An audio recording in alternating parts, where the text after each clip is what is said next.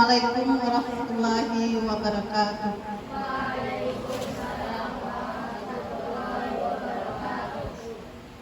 Alhamdulillah, bersyukur kehadiran Allah Subhanahu wa taala. Hari ini akhirnya kita bisa melaksanakan acara pelepasan siswa-siswi MI Hajar Abiyat angkatan ke-13 tahun ajaran 2023-2024. Salam dan salam tak lupa kita haturkan kepada junjungan kita Nabi besar Muhammad Sallallahu Alaihi Wasallam. Semoga kita semua mendapat syafaat di hari kiamat nanti. Amin amin ya rabbal alamin. Yang saya hormati perwakilan bendahara komite, karena ketua komitenya tidak bisa hadir. Terima kasih sudah bisa hadir di tempat kita yang sederhana ini. Terima kasih kepada semua orang tua murid yang sudah hadir menyempatkan waktu untuk datang ke tempat ini. Yang saya hormati seluruh Dewan Guru beserta staf tata usaha,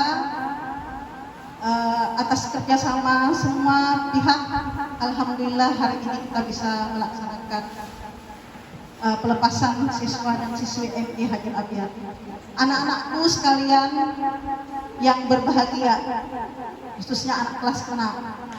Dan terima kasih juga kepada adik kelas, anak-anak kelas 5 ya, yang hadir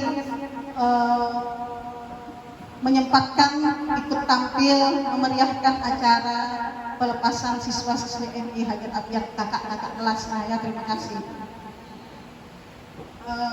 Di sini kepada anak-anak yang menamatkan, menyelesaikan belajarnya di MI Hajar Abiyat,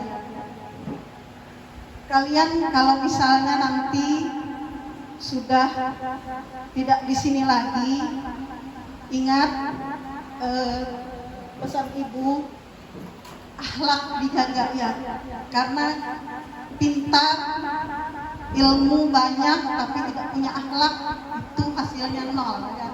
Jadi akhlak itu yang utama. Pintar, akademik, prestasi banyak tapi nggak punya akhlak itu nggak ada artinya ya. Jadi akhlak itu yang perlu dijaga. Walau orang nggak sekolah tapi punya akhlak, itu yang disenangi orang. Tapi kalau pintar, orang itu pintar, anak itu pintar tapi nggak punya akhlak, itu jelek. Jadi yang utama itu akhlak ya, akhlak dijaga, akhlak dijaga. Misalnya nanti kalian ini ada beberapa orang ya, ada yang di pondok pesantren kan, ada yang di sekolah formal biasa. Ingat pesan ibu ya tadi, akhlak, dan jangan lupa sholat 5 waktu. Karena di sekolah ini sudah diajarkan kan dari belajar. Waktu saya dulu ngajar fikih ya, saya alhamdulillah di sini sudah 18 tahun. Ya, saya sudah 18 tahun, dari tahun 2006 ngajar di sini. Saya 10 tahun lebih ya, Al-Quran hadis, akhlak, SKI. Jadi seingat ibu, nggak tahu kalau sekarang ya, karena bukan ngajar fikih lagi. Jadi di waktu semester dari kelas 2 itu sudah diajarkan wudu, sholat. Nah tergantung kalian lagi mengamalkan atau tidak. Yang pasti di sekolah sudah diajarkan, tinggal pengamalannya diri kalian masing-masing. Kalau sudah hafal bacaan salat, bisa salat, jadi jangan sampai tidak salat, apalagi sudah balik. Nah, misalnya nanti ini pengalaman ya, pengalaman dari anak saya.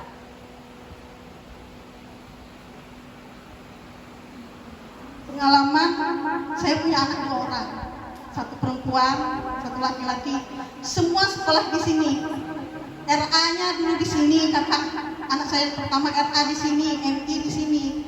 Habis itu melanjutkan ke SMP IT Darussalam. Ini cerita anak saya yang pertama ya. Di sana itu kemarin banyak orang tidak kenal dengan MI Hajar Abiyat. Kenapa? Karena begini, kebetulan anak saya kemarin kan pelajarannya PAI, pendidikan agama Islam. Kalau di SMP Darussalam sama di sekolah-sekolah yang lain itu kan nggak ada fikih, nggak ada akidah akhlak, nggak ada di sini. Mereka itu kaget, kenapa? Karena kebetulan anak saya itu setiap kali pelajaran PAI, apa yang diterangkan gurunya dia nggak tahu. Guru PAI itu, teman-temannya itu sampai ngomong begini, Siva kamu tahu dari mana itu pelajaran itu? Bilangnya anak saya loh sudah belajar di MI Hajar Abyad. Di mana sekolah kamu itu? Katanya. Baru dikasih tahu sama anak saya, sekolahnya di Gang Beringin. Nanti adikku kusuruh mamaku sekolahkan di sana. Karena dari pengalaman dia lihat, kok ini kita belum tahu. Guru nanya, dia sudah tahu apa yang disampaikan guru. Itu khususnya untuk pembelajaran pendidikan agama Islam ya, kayak pelajaran tentang sholat, akhlak. Jadi pas guru menerangkan itu siapa yang tahu? Kebetulan anak saya itu angkat tangan terus. Kamu kata temannya belajar dari mana? Saya sudah diajarkan katanya. Nah, jadi misalnya kalian nanti di sekolah orang nggak kenal, kamu sekolah di mana? Di MI Hajar Abyad. Memang kadang nggak kenal, orang tahunya SMP IT Hajar Abyad yang di Batu Putih, yang di Gang Beringin ini orang nggak kenal. Jadi jangan berkecil hati.